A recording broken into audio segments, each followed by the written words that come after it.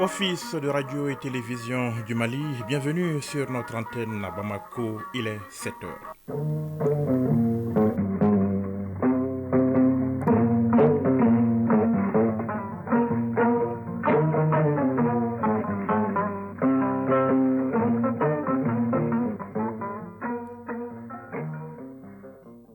Le journal Yaya Konaté. Dans l'actualité de ce lundi 9 septembre 2024, la Chine et le Mali décident d'élever leur partenariat à un niveau stratégique. Beijing met à la disposition de notre pays 22 milliards de francs CFA sans contrepartie. À la suite du forum sur la coopération sino-africaine, le colonel Assimi Goïta se dit satisfait de la nouvelle dynamique de ce partenariat. Extrait à suivre dès le début de ce journal. Si vous avez un mariage en vue, cela vous concerne. Savez-vous que les cortèges sont désormais limités à 6 véhicules? Oui, 6 véhicules, pas plus. La nouvelle disposition prise par la mairie du district vise à éviter les nombreux désagréments causés par les cortèges de mariage dans la circulation à Bamako. Dans l'actualité des pays membres de l'AES, les états généraux du secteur privé au Burkina Faso, il est convenu entre autres de mettre en place un mécanisme d'appurement de la dette intérieure. À retenir également cette parution au Niger, celle d'un livre sur la Confédération des États du Sahel. Nous ferons le point avec nos confrères du Burkina Faso et du Niger. La campagne pour la présidentielle aux États-Unis, Kamala Harris et Donald Trump sont au coude à coude selon les derniers sondages publiés hier.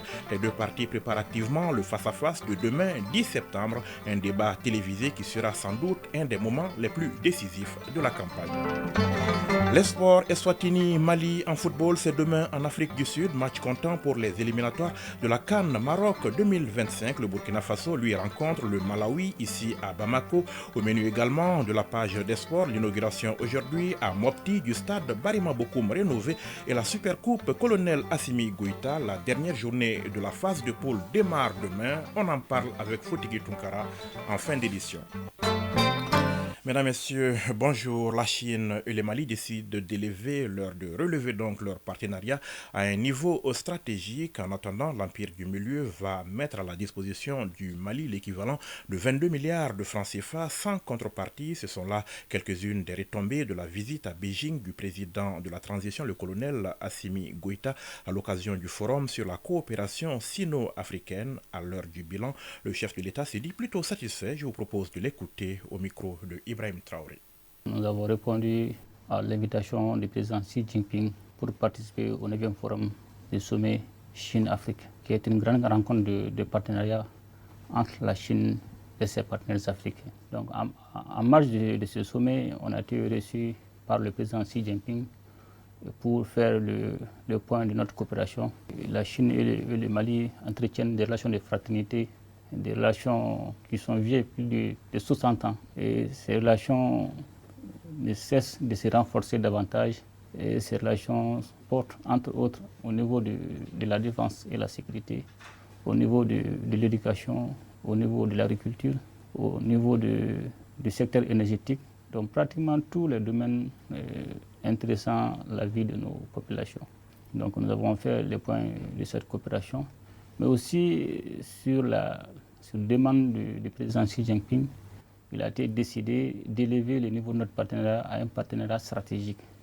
Et cela a tout son sens. Et pour cela, on a décidé que les deux ministres des Affaires étrangères commencent à organiser une visite d'État au cours de laquelle nous allons définir les périmètres de notre partenariat stratégique.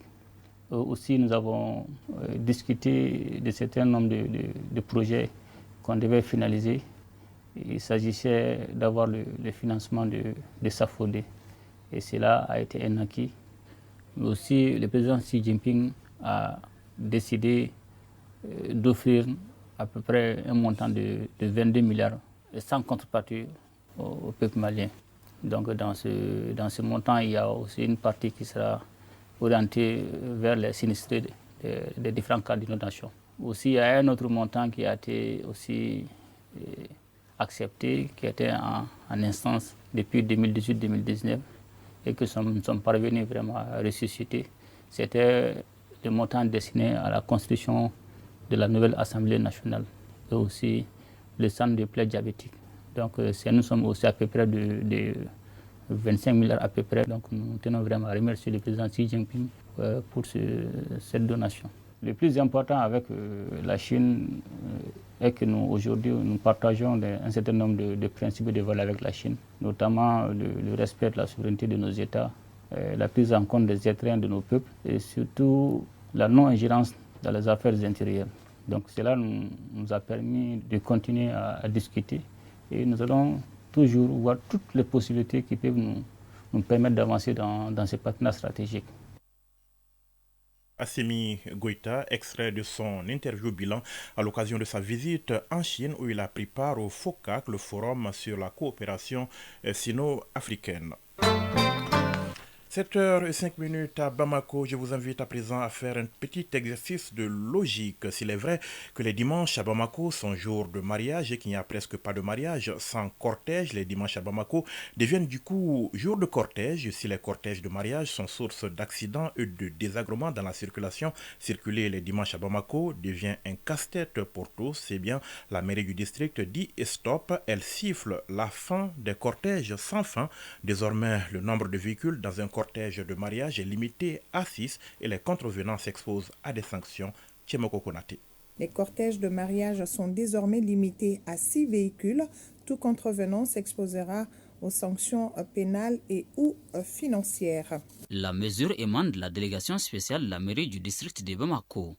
Elle a été prise sur la base de 2 arrêtés ministériels et municipaux faisant suite à ce qu'on pourrait qualifier d'incivisme grandissant de la part de certains citoyens. Citoyens qui, à l'occasion d'un mariage, faisaient obstruction à la circulation au détriment d'autres usagers. Bala Traoré, président de la délégation spéciale de la mairie du district de Bamako. A priori, le mariage, c'est l'union entre 2 personnes. C'est un événement heureux qui reste quand même dans le domaine du privé. Ça ne concerne a priori que les intéressés et, dans une certaine mesure, leurs parents, leurs amis. Mais il se trouve que lorsqu'il y a un mariage qui est célébré, c'est la suite qui devient un vrai problème, un vrai calvaire. Un vrai motif d'inquiétude et même de panique. Le dernier cas en date s'est déroulé récemment sur le pont Fada, ce qui a créé des embouteillages sur cette infrastructure routière massivement fréquentée. L'heure est donc venue pour les autorités municipales de s'assumer de la plus belle manière.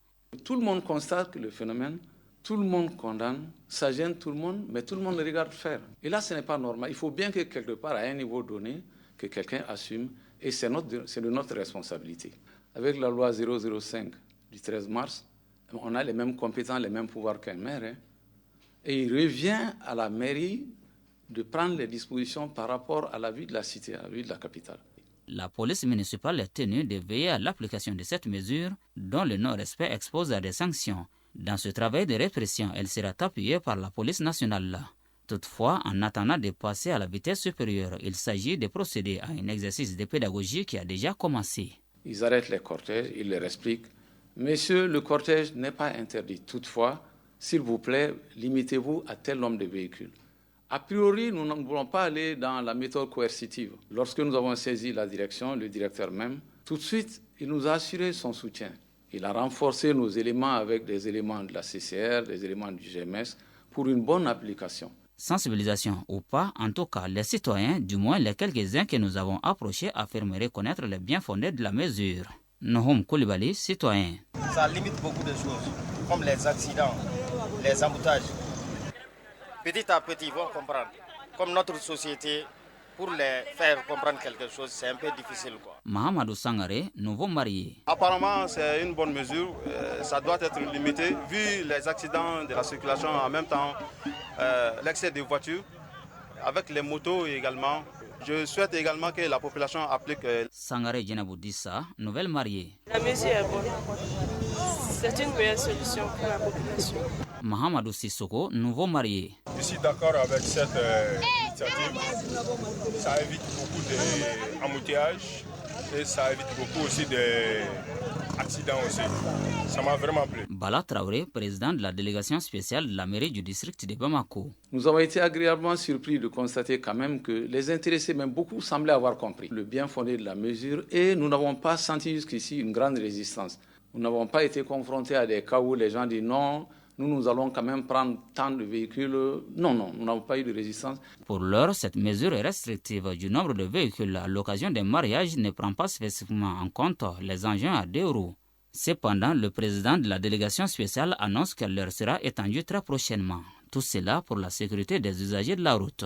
Radio Mali à Bamako et environ, 92 MHz en FM pour la chaîne nationale et 95.2 MHz en FM pour la chaîne 2. Il est 7h10 à Bamako. Hier, 8 septembre, c'était la journée internationale de l'alphabétisation. Le contexte est particulier dans notre pays. La nouvelle constitution adoptée en juin 2023 confère aux langues nationales le statut de langues officielles, un cap important dans la politique d'alphabétisation dans notre pays, selon Fatoumata Hamassila Sissé, la directrice nationale de l'éducation non formelle et des langues nationales, estime que les langues nationales vont être un pilier important dans la refondation enclenchée par les autorités. Elle l'a dit au téléphone de Ousmane Dao, c'était hier dans le 13h dimanche. Je vous propose de suivre un extrait de cet entretien. L'alphabétisation, on peut dire que c'est le fait d'apprendre à lire, à écrire, à calculer et exercer des compétences de vie courante, surtout dans nos propres langues. Les langues nationales viennent d'être des maillons forts de la nouvelle constitution du Mali. Que comptez-vous faire à présent? Nous avons beaucoup d'ambition et nous sommes déjà en train de voir comment est-ce que nos langues peuvent être employées dans l'administration, dans l'enseignement et dans tous les secteurs socio-professionnels et de la vie courante. La directrice, le Mali a des avancées en matière d'alphabétisation? Et beaucoup d'avancées, parce qu'on sait que depuis 2009, il y a le programme vigoureux d'alphabétisation qui a démarré et qui a eu beaucoup de résultats probants. On peut citer au niveau des centres d'alphabétisation fonctionnelle qu'il y a 12 187 apprenants. Au niveau des centres d'éducation pour le développement, communément appelés CED, les apprenants sont au nombre de 6 333. Au niveau de nos centres d'apprentissage féminin, communément appelés CAFé, nous avons un effectif de 527 dans les 4 centres. Et dans ces centres, nous avons beaucoup de filières. Et enfin, au niveau de notre centre unique d'éducation pour l'intégration, appelé CII, au niveau de Benena, une localité située dans la frontière Mali-Burkina, nous avons 54 jeunes qui ont été formés. Madame la directrice, à vous entendre, on a l'impression qu'au niveau de l'alphabétisation, il n'y a aucune difficulté. Ah, bien sûr qu'il y a des difficultés. Il y a des difficultés parce que ces difficultés, on peut dire qu'ils sont surtout en lien avec le problème de rareté de partenaires techniques et financiers qui nous accompagnent. Il y a des difficultés liées aussi à la rareté des ressources même de l'État, les ressources allouées à notre sous-secteur alphabétisation et éducation non formelle. Et ces difficultés, c'est surtout l'insécurité qui a fait que, au cours de l'année 2023-2024, 181 centres d'éducation pour le développement CED et 24 centres d'alphabétisation fonctionnelle CAF sont fermés, sont carrément fermés. Parlons du thème 2024, promouvoir l'éducation multilingue, l'alphabétisation pour la compréhension mutuelle et la paix. Qu'est-ce que ça peut apporter? Ce thème, d'abord, je dirais que c'est le thème international choisi par l'UNESCO, parce que la journée internationale de l'alphabétisation, c'est une journée qui a été promulguée par l'UNESCO au niveau mondial. Maintenant, le thème, on s'est dit que c'est un thème qui colle bien à nos réalités, dans la mesure où nous sommes en train de voir comment est-ce que les langues nationales qui sont devenues présentement officielles peuvent être source de paix et de compréhension et de retour au vivre ensemble. Donc c'est ça que nous visons à travers beaucoup d'activités qui seront menées et dont le lancement aura lieu le 12 septembre au CICD par son Excellence, Dr Choguel Kokala Mega, Premier ministre, chef de gouvernement. Vous croyez aux langues nationales pour le développement d'un pays? Et bien sûr, la langue nationale est la source même du développement d'un pays. Et apprendre à un enfant à écrire et à parler dans sa langue nationale est beaucoup plus aisé que de lui apprendre à lire et à écrire dans une langue étrangère. Ça va nous faire avancer beaucoup plus que les langues étrangères que nous sommes en train d'adopter ou bien de pratiquer depuis les indépendances jusqu'à nos jours. Activité commémorative de la journée internationale de l'alphabétisation. Donc, à partir du 12 septembre, c'était Fatoumata Hamassila, la directrice nationale de l'éducation non formelle et des langues nationales. L'actualité internationale dans un instant.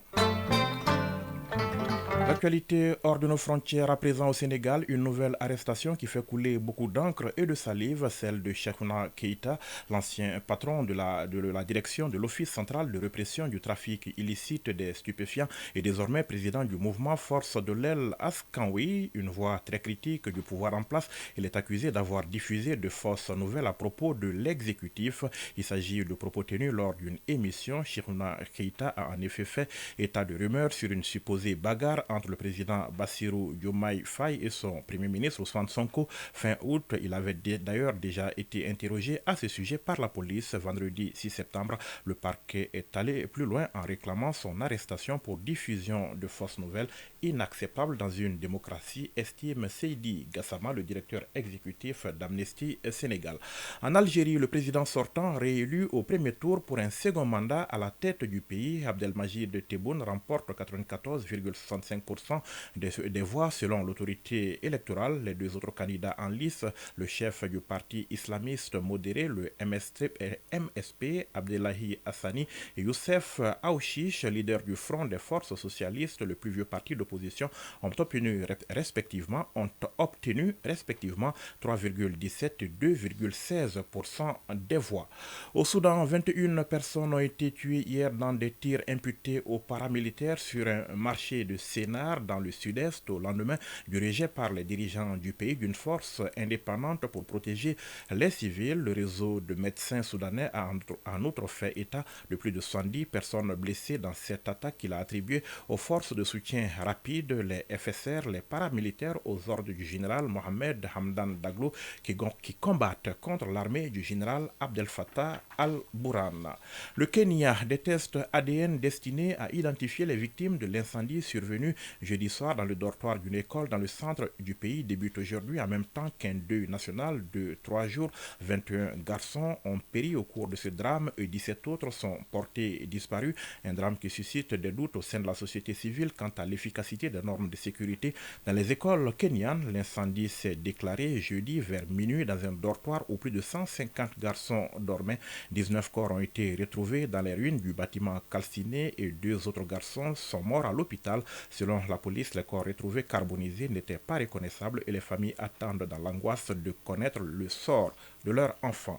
Aux États-Unis, c'est demain 10 septembre qu'a lieu le débat entre Donald Trump et Kamala Harris, premier face-à-face de cette campagne présidentielle entre les deux candidats à un peu moins de 2 mois de l'élection. Le débat du 10 septembre sera l'un des moments les plus décisifs de la campagne présidentielle aux États-Unis et les deux candidats se préparent chacun à sa façon. Du côté de Donald Trump, c'est sous forme de réunion politique, pas question de parler de préparation de débat dans l'entourage du républicain. L'ancien président s'assoit autour d'une table avec ses conseillers qui lui posent des questions ou lui rappellent le bilan de son mandat à la Maison-Blanche. Dans le camp de Kamala Harris, la préparation est plus studieuse. Elle se passe dans un hôtel où l'équipe de la démocrate a installé une réplique du studio où doit avoir lieu le débat et l'un de ses conseillers joue même le rôle de Donald Trump. La vice-présidente n'a pas eu à débattre de son bilan ou de ses politiques depuis sa candidature pour les primaires démocrates il y a plus de 4 ans. Son équipe espère qu'elle sera capable de bien définir son programme et de marquer des points contre Donald Trump dans une course qui reste encore très serrée. À 2 jours de leur duel télévisé, Kamala Harris et Donald Trump demeurent au coude à coude dans de nouveaux sondages diffusés hier, rendant toujours aussi indécise la présidentielle du 5 novembre. Au moins 7 personnes, dont 3 civils syriens, ont été tués hier dans des frappes israéliennes visant des sites militaires dans le centre de la Syrie, selon l'Observatoire syrien des droits de l'homme. L'attaque qui a blessé 15 autres personnes a également détruit des bâtiments et centres militaires dans la zone abritant des centres de recherche scientifique vers Maïsaf où des groupes pro-iraniens et des experts en développement d'armes sont présents, a ajouté l'ONG qui a précisé que 13 violentes explosions avaient retenti depuis le début de la guerre civile en Syrie en 2011. Israël a mené des centaines de frappes visant l'armée du président Bachar al-Assad et les groupes pro-iraniens qui y sont implantés, eux, le soutiennent.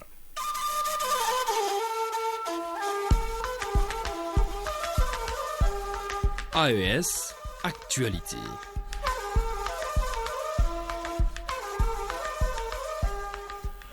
À 7h19 à Ouagadougou, au Burkina Faso, nous abordons l'actualité dans les pays membres de l'AES avec pour commencer les états généraux du secteur privé au Burkina Faso. Plusieurs recommandations et des résolutions ont été formulées par les participants, parmi elles l'instauration d'un cadre de concertation entre le gouvernement et le Conseil national du patronat sur les questions stratégiques de développement socio-économique et la mise en place des mécanismes d'appurement de la dette intérieure. La correspondance de Sanonon, sommet de la radio du Burkina. L'une des recommandations clés est l'élaboration et l'adoption d'un code de bonne conduite pour les entreprises à caractère hautement stratégique pour le Burkina Faso, selon le président du comité scientifique. Augustin Bambara a également souligné la nécessité de prendre des mesures fortes pour protéger les acteurs de la chaîne de valeur de la filière coton contre l'importation des matières premières destinées à produire le faso d'Anfani ou des contrefaçons visant à tromper les consommateurs. Le secteur privé est le principal moteur de l'économie avec une contribution de plus de 1200 milliards de francs CFA au budget de l'État, soit plus de 70% des recettes fiscales. Nous recommandons la mise en place d'un mécanisme et un plan d'appurement efficient de la dette intérieure afin de relancer l'économie nationale. Le président du Conseil national du patronat burkinabé, Idrissa Nassa, a exprimé sa satisfaction quant au bon déroulement des travaux des états généraux du secteur privé. Nous avons eu une grande contribution, toutes choses qui permettent au Conseil national du patronat aujourd'hui d'avoir une feuille de route sur ce que nous devons faire pour l'avenir. Mais nous avons souhaité que nous puissions ensemble bâtir la confiance entre le secteur privé et le gouvernement. Selon Jean-Emmanuel Ouedraogo, ministre en charge de la communication et représentant le Premier ministre, le gouvernement s'efforcera de créer un climat des affaires propice à la croissance du secteur privé au Burkina Faso. Le secteur privé est le moteur de la croissance économique et mon gouvernement veillera à créer un environnement des affaires attractif pour son épanouissement. Les participants à cette première édition des États généraux du secteur privé ont également adopté 9 résolutions. Parmi elles figure la promotion des filières émergentes correspondant aux besoins de l'économie nationale. La promotion du civisme fiscal auprès des acteurs du secteur privé est également l'une des résolutions prises pour bâtir un Burkina prospère.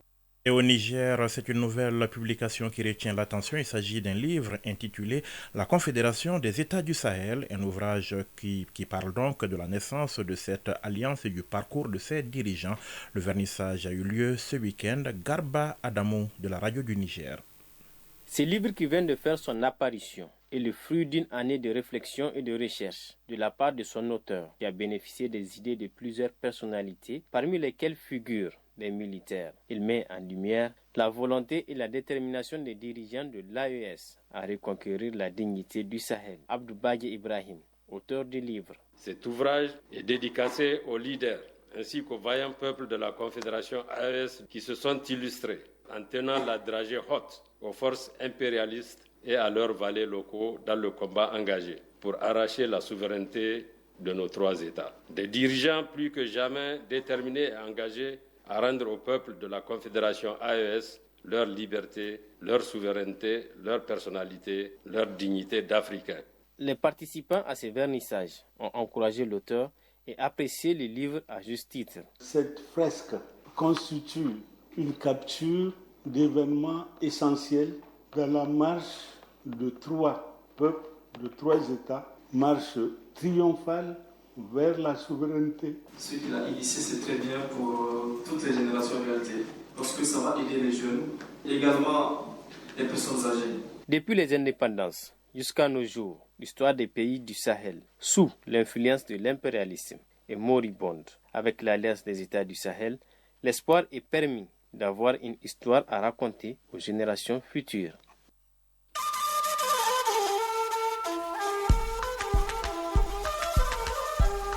AES, actualité.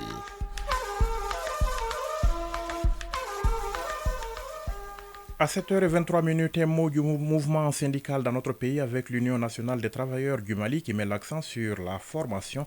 Une session de renforcement des capacités s'est tenue à l'endroit des membres du bureau exécutif et de ceux de la commission de contrôle et de discipline. Parmi les modules dispensés, on retient l'historique du mouvement syndical, le parallèle entre les droits syndicaux et les droits humains, les techniques de défense des intérêts des travailleurs ou encore les techniques pour mener une campagne de sensibilisation autour d'un thème bien précis. L'actualité des sports dans un instant.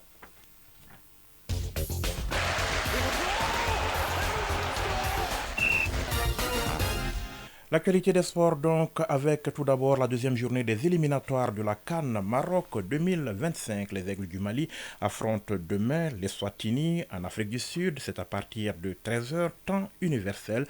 Ici à Bamako, le Burkina Faso sera face au Malawi. Le ministre burkinabé en charge des sports comptera d'ailleurs parmi les hôtes de marque à l'inauguration aujourd'hui même à Mopti du stade Barima Bokoum rénové. Tout cela au moment où on entame la 5e et dernière journée de la phase de groupe de la Supercoupe Colonel Assimi Goïta.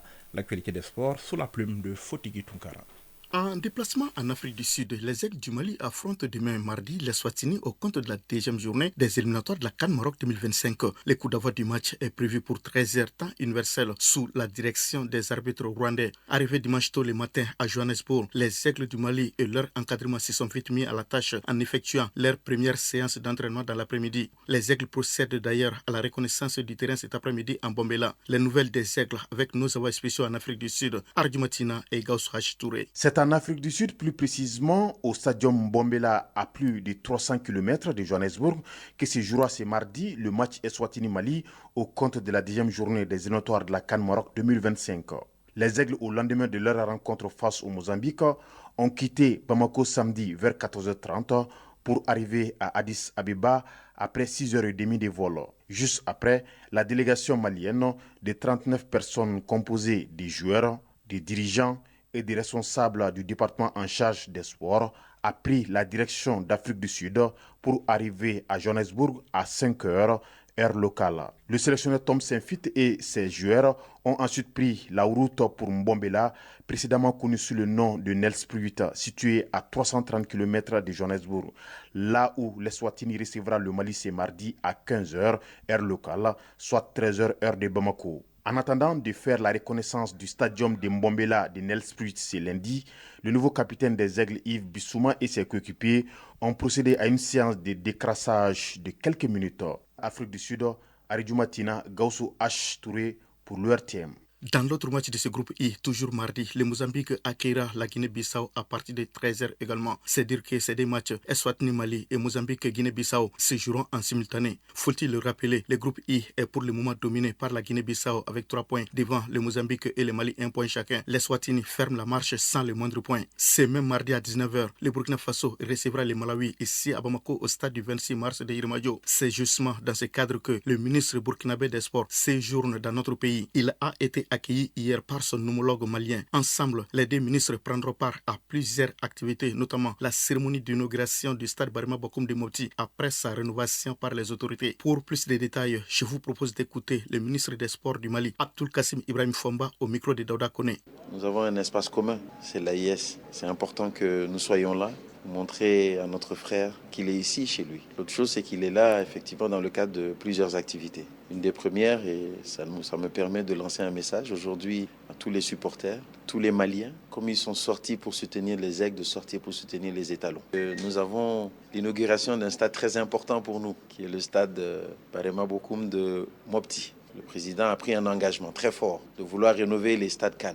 Et j'ai été instruit par le président de faire tout dans notre pouvoir au niveau du département pour que cela soit réalisé dans les meilleurs délais. Et Dieu merci, aujourd'hui nous nous retrouvons avec 5 stades homologués, alors que le Mali n'en disposait que d'un.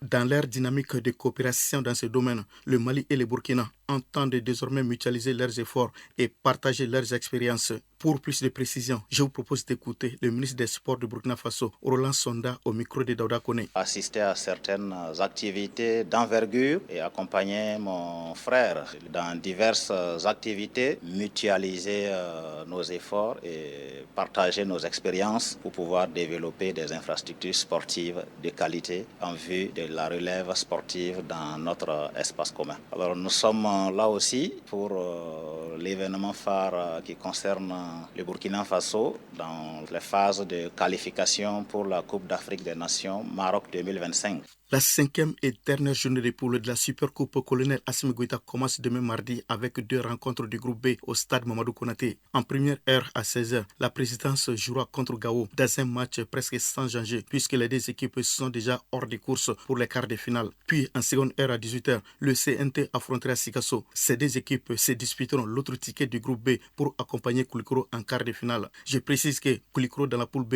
et Bamako dans la poule A sont déjà qualifiés pour les quarts de finale. À noter également que Mopti, Gao et Présidence sont déjà éliminés, quel que soit leur résultat de la 5e et dernière journée.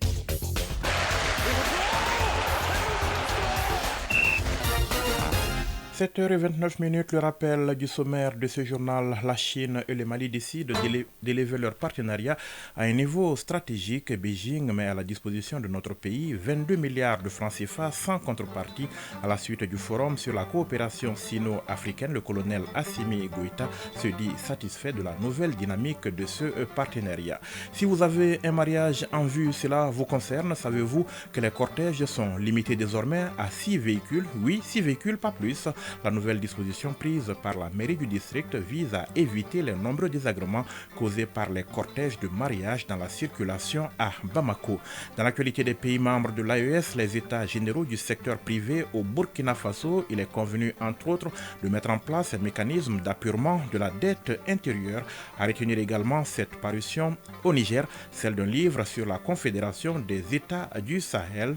La Confédération donc des États du Sahel. La campagne pour la présidentielle aux États-Unis, Kamala Harris et Donald Trump sont au coude à coude selon les derniers sondages publiés hier. Les 2 partis préparent activement le face-à-face de demain 10 septembre, un débat télévisé qui sera sans doute un des moments les plus décisifs de la campagne. Et puis les sports Eswatini-Mali en football, c'est demain en Afrique du Sud, match comptant pour les éliminatoires de la CAN Maroc 2025. Le Burkina Faso, lui, rencontre le Malawi ici à Bamako. Au menu également de la page des sports, l'inauguration aujourd'hui à Mopti du stade Barema Bokoum rénové et la Supercoupe Colonel Assimi Goïta, la dernière journée de la phase de poule de mar de mai. 7h passées de 32 minutes à Bamako. C'est la fin de ce journal. Vous avez été servi ce matin à la réalisation, coordination Ousmane Dao, mise en onde Aliou Koulibaly, mise en ligne Mohamed Koulibaly, présentation Yaya Konaté. Après les infos météo, vous retrouverez Fatim Dambélé pour la rubrique des avis et communiqués. Merci de nous avoir suivis. Passez une excellente journée. Au revoir.